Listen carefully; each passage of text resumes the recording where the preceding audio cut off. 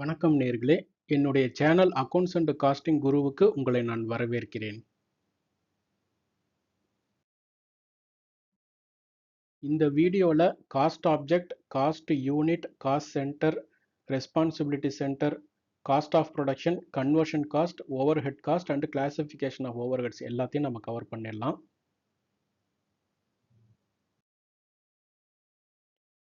What is a cost object? Cost object can be anything. ப்ராடக்டாக இருக்கலாம், service, customer, project, even டிபார்ட்மெண்ட்டாக கூட இருக்கலாம். ஃபார் எக்ஸாம்பிள் ப்ராடக்டை எடுத்துக்கலாம். இப்போ ஒரு ப்ராடக்டை மேனுஃபேக்சர் பண்ணுறதுக்காக என்ன செலவாயிருக்கு அப்படின்னு நம்ம மெஷர் பண்ணுறோம் இல்லையா, தென் product is a cost object. அதே நாம் ஒரு சர்வீஸ் ப்ரொவைடராக இருக்கிறோம், அந்த சர்வீஸ் ப்ரொவைட் பண்ணுறதுக்காக என்ன காஸ்ட் ஆயிருக்குன்னு நம்ம மெஷர் பண்ணுறோம், then service is the cost object. For example construction company, அவங்களுடைய ஜாப் வந்து பார்த்தீங்கன்னா பில்டிங்கை கன்ஸ்ட்ரக்ட் பண்ணி கொடுக்கறது தான். So each of the building is the cost object. அதே ஸ்கூல் எடுத்தீங்கன்னா each of the student is the cost object. What is cost unit? Cost unit அப்படிங்கிறது என்னன்னா unit of measurement of a cost object. இப்போ cement manufacturer வந்து பார்த்தீங்கன்னா அந்த சிமெண்ட்டை manufacture பண்ணுறதுக்கு எவ்வளோ செலவாகுது, ஒரு பேக் சிமெண்ட் மேனுஃபேக்சர் பண்ணுறதுக்கு என்ன செலவாகுது அப்படின்னு பார்க்குறாரு இல்லைங்களா, அதாவது காஸ்ட் பர் பேக், அதுதான் வந்து காஸ்ட் யூனிட். அதே எலக்ட்ரிசிட்டி ஜென்ரேஷன், ஒரு யூனிட் எலக்ட்ரிசிட்டி ஜென்ரேட் பண்ணுறதுக்கு என்ன செலவாகுது, காஸ்ட் பர் யூனிட். இதே ஹோட்டல்னு எடுத்தீங்கன்னா cost per room per day. So cost unit அப்படிங்கிறது என்னன்னா unit of measurement of a cost object. Cost per bag, ஒரு பேக் சிமெண்ட் மேனுஃபேக்சர் பண்ணுறதுக்கு என்ன செலவு, cost per bag, cost per unit, cost per room per day, that we call it as a cost unit. Cost சென்டர்னா என்ன அப்படின்னா, cost centre can be a location, அல்லது ஒரு டிபார்ட்மெண்ட்டாக இருக்கலாம், அல்லது சில சுச்சுவேஷனில் பர்சன் கூட வந்து பார்த்தீங்கன்னா காஸ்ட் சென்டர்ஸாக இருப்பாங்க. ஸோ அந்த காஸ்ட் சென்டர் வைஸ் வந்து பார்த்தீங்கன்னா ஃபஸ்ட்டு வந்து காஸ்ட்டை வந்து கலெக்ட் பண்ணுவாங்க. அந்த காஸ்ட் சென்டரில் வந்து பார்த்தீங்கன்னா நம்ம வந்து ரெவன்யூ வந்துட்டு ஏர்ன் பண்ண முடியாது, but it is mostly helpful for controlling the cost. For example production cost சென்டர்னு எடுத்தீங்கன்னா அசம்பிளி டிபார்ட்மெண்ட்டை சொல்லலாம். சர்வீஸ் காஸ்ட் சென்டர் அப்படின்னு எடுத்தீங்கன்னா மெயின்டெனன்ஸ் டிபார்ட்மெண்ட்டை சொல்லலாம். ரெஸ்பான்சிபிலிட்டி சென்டர் அப்படிங்கிறது என்னன்னா, so a responsibility center is a part of an organization where a manager is responsible for performance. அதாவது ஒரு மேனுஃபேக்சரிங் கம்பெனியில் அல்லது ஒரு ஆர்கனைசேஷனில் ஒரு மேனேஜர் வந்து பார்த்தீங்கன்னா ஒரு பர்டிகுலர் சென்டருக்கு ரெஸ்பான்சிபிளாக இருப்பார். ஸோ அந்த ரெஸ்பான்சிபிலிட்டி சென்டரில் அவர் தான் வந்துட்டு he has to answer for the cost, revenue, profit and investment anything. So that we call it as a responsibility center. For example cost center அப்படின்னு எடுத்தீங்கன்னா production manager responsible for controlling the cost. அதே revenue சென்டர்னு எடுத்தீங்கன்னா the sales department is responsible for sales revenue. So this we call it as a responsibility centre.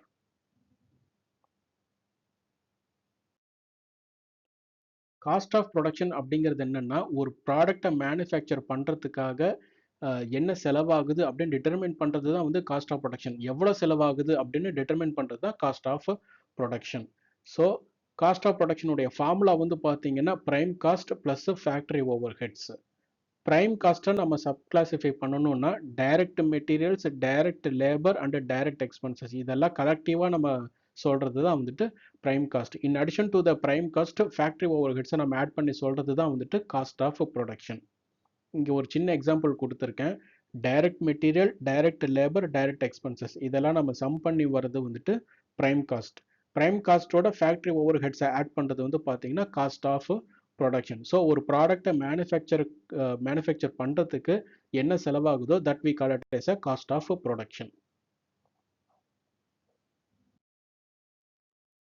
What is conversion cost?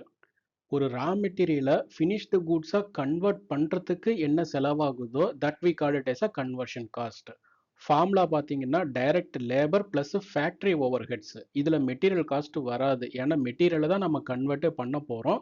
So அந்த மெட்டீரியலை convert பண்ணுறதுக்காக ஆகக்கூடிய செலவு தான் conversion cost. For example direct labour plus factory overheads கலெக்டிவாக வந்து பார்த்தீங்கன்னா conversion காஸ்ட்னு சொல்லலாம். What is overhead cost? Overhead காஸ்ட்டுங்கிறத நம்ம இன்டைரக்ட் காஸ்ட்னு சொல்லலாம். இந்த ஓவர் ஹெட் காஸ்ட் வந்துட்டு டைரக்டாக ப்ராடக்ட்ல நம்மளால ட்ரேஸ் பண்ண முடியாது, but it provides the indirect support to manufacture the product. For example factory rent, supervisor salary, machine depreciation salary, machine depreciation, even factory manager salary, repairs and maintenance, factory insurance, இதெல்லாமே கூட over ஹெட்ஸில் தான் classify ஆகும். Over ஹெட்ஸை எப்படி classify பண்ணலாம் அப்படின்னு பார்த்தீங்கன்னா based on 3 ways. Based on function, based on behaviour and based on element. Based on ஃபங்க்ஷனில் நாம் எப்படி வந்து ஓவர் ஹெட்ஸை கிளாஸிஃபை பண்ணுறது அப்படின்னா factory overheads, administrative overheads, selling overheads and distribution overheads. ஏன்னா இதெல்லாம் வந்து ஃபங்க்ஷன். ஓகேங்களா? ஸோ ஃபேக்ட்ரி ஓவர் ஹெட்ஸ் அப்படின்னு பார்த்தீங்கன்னா it is related to the production. For example machine depreciation. இதே அட்மினிஸ்ட்ரேட்டிவ் ஆக்டிவிட்டி அப்படின்னு எடுத்தீங்கன்னா office related expenses. For example office salary. Selling overheads அதாவது sales related expenses, sales commission அல்லது salesman salary, இதெல்லாமே இந்த selling over ஹெட்ஸில் cover ஆகும். இதே டிஸ்ட்ரிபியூஷன் அப்படின்னா டெலிவரி ரிலேட்டட் எக்ஸ்பென்சஸ், அதாவது freight outward, warehouse related expenses, sales outlet expenses, இது எல்லாமே வந்து பார்த்தீங்கன்னா டிஸ்ட்ரிபியூஷன் ஓவர் ஹெட்ஸில் தான் கவர் ஆகும். இதே ஓவர் ஹெட்ஸை பிஹேவியராக கூட நம்ம கிளாஸிஃபை பண்ணலாம். அதாவது பிஹேவியர் அப்படின்னா ஃபிக்ஸட் நேச்சராக இருக்கிறது, அல்லது வேரியபிளாக இருக்கும், அல்லது செமி வேரியபிளாக இருக்கும்.